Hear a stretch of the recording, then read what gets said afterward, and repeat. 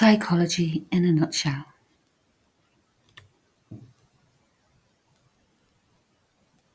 Module 1, understanding how feelings work. Module 2, the imprint period. Module 3, understanding motivation.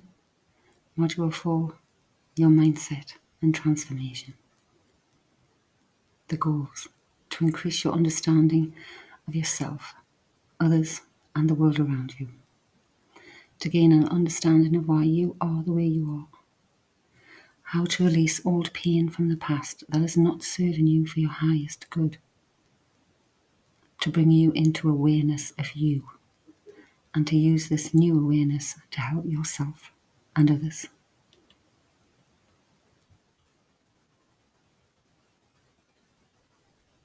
You can check out the podcast on Anchor or Spotify as it is now.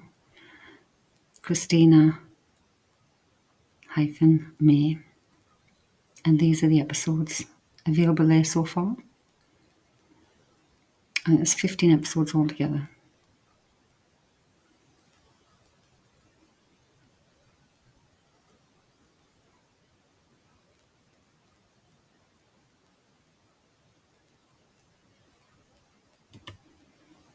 Module 1, understanding how feelings work. People are simple. A lack of understanding, the layers of BS make them complicated. This is literally the whole of psychology. People move towards pleasure and away from pain. We want to do things that bring us pleasure. We try to avoid pain. This is the science of how the brain works. We're constantly weighing up pain and pleasure, doing cost-benefit analysis and moving in a direction of maximising our pleasure and minimising our pain. That's why we do everything we do. Skinner, who was hailed as the king of cognitive psychology, said, "If I can control circumstances, control your pleasure and control your pain, I can get you to do anything." He has never been proven wrong. He also figured out that it wasn't just actual pain or pleasure, but also perceived pain, perceived pleasure, and that there was confusion around that. Example, some love fitness and working hard in the gym, no pain, no gain. Others may look at that activity and think, "Oh, that's a whole lot of pain," and head off home. And that would be me. Some people thrive being in the limelight, public speakers, singers, and the like. You or I may feel physically ill at the thought. We act on perceptions and misperceptions the same. No difference between illusion and reality. If you set something up to look a certain way, for it to be perceived in a certain way, that will be taken as true unless corrected, disputed, or shown to be wrong. A misperception, a lie, will be perceived as reality. Pleasure feel. People put more effort into avoiding pain than they put into trying to gain pleasure. We will go to extreme lengths to protect ourselves physically, emotionally, mentally, and financially against pain. Pain of loss, pain of illness, pain of financial loss, job loss, whatever. Yet how much effort do we actually put into trying to gain pleasure? How much effort do you put into you and your dreams?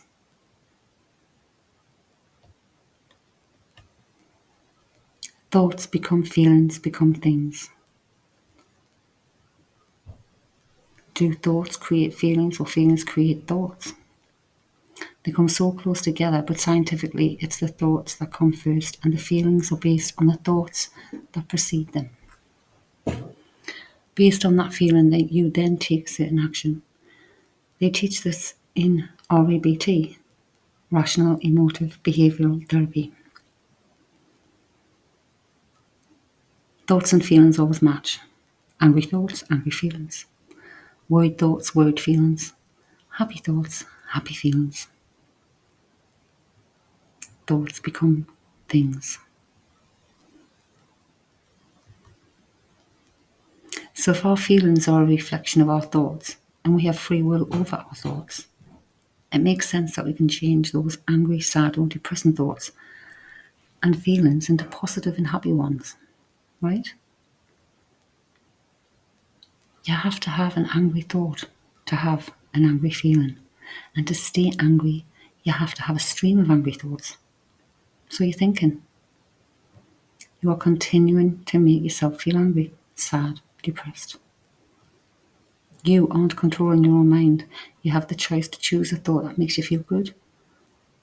One good thought leads to another and another, and before you know it, you realise, hey, I don't feel so bad.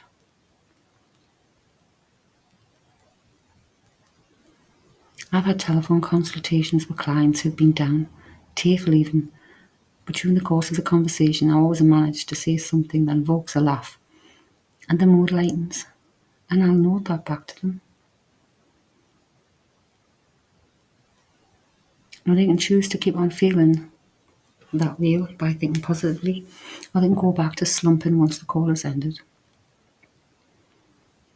We are responsible for our own thoughts, feelings, and actions. No one can make you feel or think a certain way unless you allow them to. Module 2, the imprint period.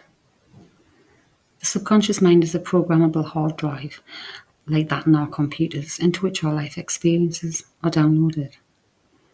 It's also very interesting to note that children from the age of birth to 2 years are in delta brainwave pattern. When children are 2 to 6 years, the main brainwave pattern they show is theta, and from 6 to 12, alpha. So children from birth to 12 are basically in hypnosis the whole time, and because of this, they're very suggestible. Beta is our normal conscious waking state.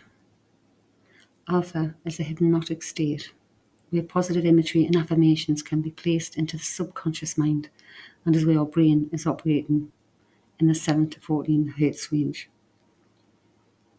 Theta is a deep hypnotic and deep meditative state. Delta is deep sleep, where the brain generates between 0.5 to 3 Hz.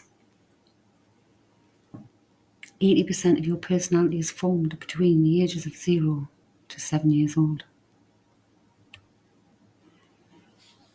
Beliefs and values.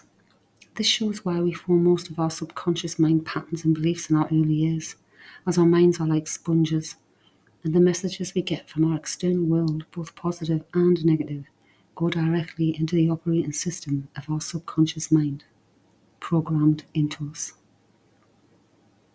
You may ask a lot of questions when you were young, but do you question the answers? Your beliefs could be based on false information. These years are sensitive times, and there are a lot of influence in our lives that affect our future belief and value system.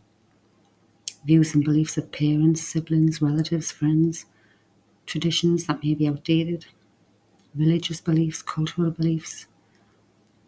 As young people, we rarely question the answers we are given from our elders. We think they're right. We believe what we're told. In school, we take what our teachers say is correct. We soak in what we see and hear on the TV, radio, social media, etc., and rarely question. We're being programmed. Getting to know what your own beliefs and values are is necessary for growth in mind, body, and spirit, and that means we have to work on ourselves. Ask ourselves the questions, research, study, and learn. Module 3, understand motivation. Our most powerful human drive is to change our emotional state. Motivation comes from the root word motive, or why. Motivation is a key skill, essential in life. We need to motivate, to move forward, to grow. Having a reason why will make you take action. Others can also take advantage of what motivates you. Not always for the positive, so something to remember. Advertising marketing motivates you to purchase pain relief by convincing you you'll be cured of pain. We do things that change our emotional state to make us happy. We want to stay happy and motivated all the time, but life gets in the way. We want to feel good all of the time. Let's be honest, who doesn't want to feel good all the time? But imagine never having to feel of all those other emotions that are part of living life. It's just not possible to feel 100% good 100% of the time. And nor should we. We need to feel emotions. It's part of life's experience. We learn and grow from all of the experience we have in our lifetime, including hurt, anger, sadness. Too often we look outside and rely on others or material objects to make us happy and feel good. And when we lose that, we feel pain. Life doesn't teach you how to be happy unconditionally. If we continually look externally for our happiness, we will never truly have it. We must be happy in ourselves and with ourselves first and foremost.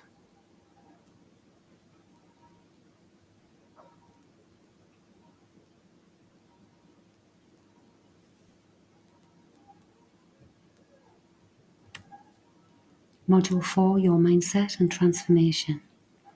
Your mindset plays a critical role in how you cope with life's challenges. Having a positive mindset is essential to developing healthy self-esteem.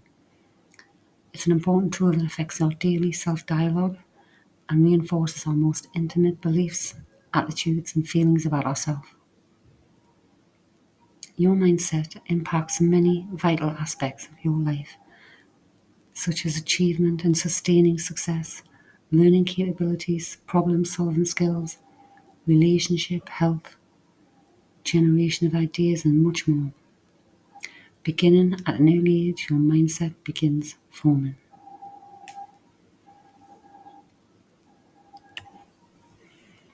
Final thoughts. Give yourself a break. Life is hard. A large number of people will at some point in their lives suffer with some form of mental illness. One of the reasons people do what they do has to do with their mental state. Mental illness is one of the top challenges people will face in their lifetime. It's kind of abnormal to be normal. What is normal? We can choose what we think, therefore how we feel. Final notes. 99.99% of our thoughts are repetitive. Most of our actions are goal-orientated. Confirmation bias is a search for proof that your own thinking is correct. Self-image is just an idea in your head. Whatever you attach emotions to can or will cause you pain. We have multiple minds. Basic flow. Thoughts become feelings, become things.